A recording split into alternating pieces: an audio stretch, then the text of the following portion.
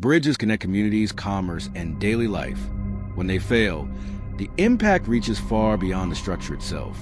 Today, we examine 5 bridge failures that reshaped engineering practice.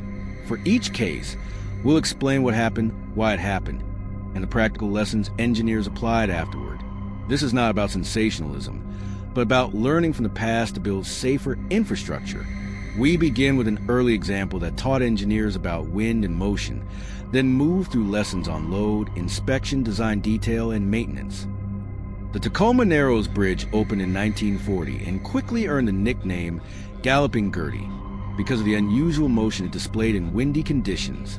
On a windy day just months after opening, the bridge began to oscillate in a twisting motion. The movement increased until the structure could no longer maintain its form. The root cause was aerodynamic resonance. The bridge's shape and stiffness allowed wind forces to set up oscillations that amplified over time. Why this matters: before Tacoma Narrows, designers focused mainly on static loads, the weight of vehicles, and the bridge itself. Tacoma showed that dynamic effects, like wind-induced vibrations, can dominate behavior. The engineering response included wind tunnel testing, aerodynamic fairings, and design changes to increase damping and stiffness. Modern suspension bridges are tested extensively for aerodynamic stability because of lessons learned here. The Quebec Bridge is a sobering example of how calculation errors and organizational failures can compound. During construction in 1907, the bridge collapsed when members could not support the actual loads. The initial design underestimated the weight and stresses in critical members. After the first collapse, reconstruction began, but in 1916 another failure occurred during the final stages of assembly. Key technical point: accurate load estimation and conservative safety factors are essential. The Quebec Bridge failures led to stronger professional oversight, mandatory peer review of designs, and improved standards for structural analysis. The industry also adopted clearer lines of responsibility so that design assumptions are checked independently before construction proceeds. The Silver Bridge carried daily traffic across the Ohio River. In 1967, the bridge failed suddenly while traffic was crossing. Investigators found that a single small component, an I-bar in a suspension chain, had fractured due to stress corrosion and fatigue. That single failure propagated through the structure, causing a rapid loss of capacity.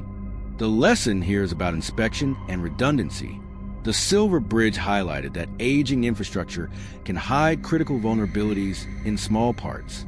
In response, national inspection programs were established, and engineers began to design redundancy into critical systems so that the failure of one element would not lead to a total collapse.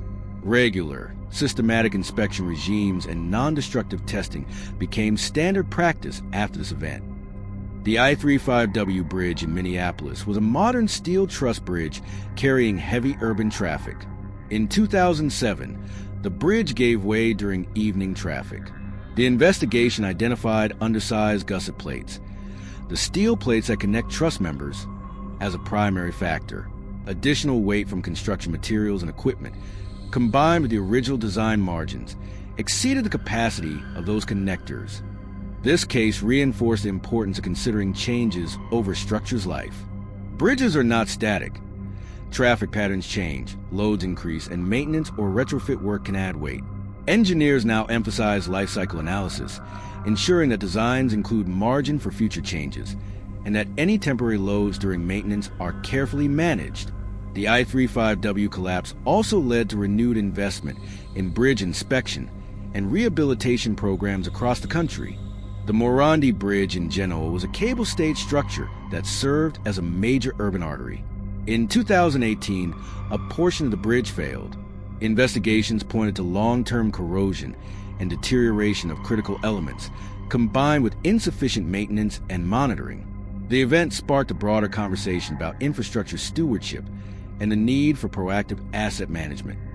From a technical perspective, the Morandi case emphasizes the role of environmental effects and the need for ongoing monitoring.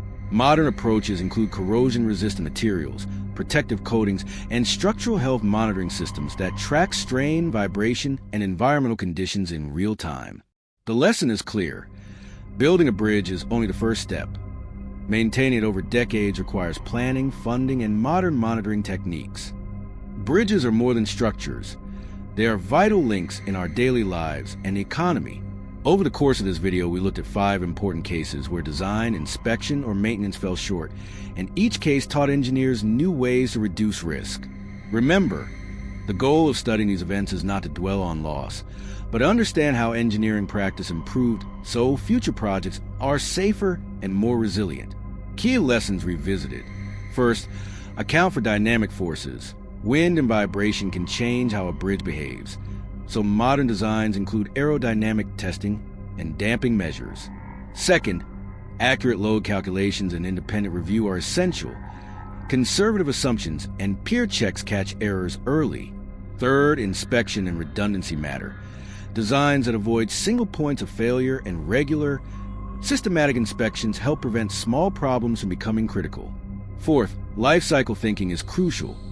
Bridges face changing loads and environmental effects over decades, so planning for future conditions is part of good design.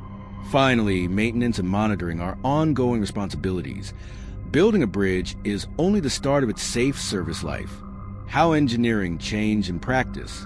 Because of these lessons, engineers now use advanced tools and processes, wind tunnel testing and computational fluid dynamics for aerodynamic stability, finite element models to simulate complex load paths, non-destructive testing methods to detect hidden damage, and structural health monitoring systems that provide continuous data on strain, vibration, and corrosion. Codes and standards have been updated to require more rigorous checks, and many agencies prioritize inspection programs and targeted rehabilitation to extend service life. What this means for communities and decision makers. Safe infrastructure depends on funding, planning, and public awareness. Regular inspections and timely repairs require resources and political will. Communities benefit when decision makers prioritize maintenance and invest in monitoring technologies that provide early warning. Public understanding of these issues helps build support for the long-term care that bridges need. Viewer engagement and next steps. If one of the cases we covered stood out to you, tell us which one and why in the comments. Your perspective helps shape future videos. If you want a deeper technical breakdown of any single case, say which one and we'll do a focus episode. Share this video with someone who cares about infrastructure or engineering, and consider subscribing if you want more evidence-based breakdowns of real engineering challenges. Final thought. Engineering advances by learning from the past and applying those lessons to future projects. By studying these failures calmly and constructively, engineers, officials, and communities can work together to build safer, more reliable bridges. Thank you for watching. Subscribe for more engineering stories and breakdowns, and hit the bell so you don't miss our next deep dive.